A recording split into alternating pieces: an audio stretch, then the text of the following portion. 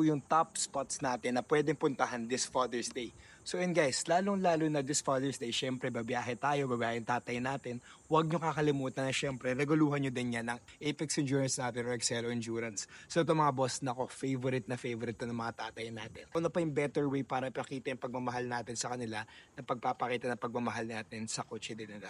So yung mga boss, ito, Excel Endurance para sa mga diesel na kotse. So yung kung tatay mo, naka-Fortuner yan, naka-Everest, naka-Hilux, naka-Starex, basta gamit-gamit yan diesel powered. Itong Excelo para sa kanya. It starts at 390 pesos. At ito mga Apex Endurance natin, kung naka-Civic naman yan, kung naka-Vios yan, naka-Altis yan, naka-Camry yan, basta gasoline powered yan, Apex Endurance, it starts at 390 pesos lang din. So ayan guys, ready na tayo this Father's Day. At yun na guys, ayun yung top 7 spots. Eto, gift recommendation ko.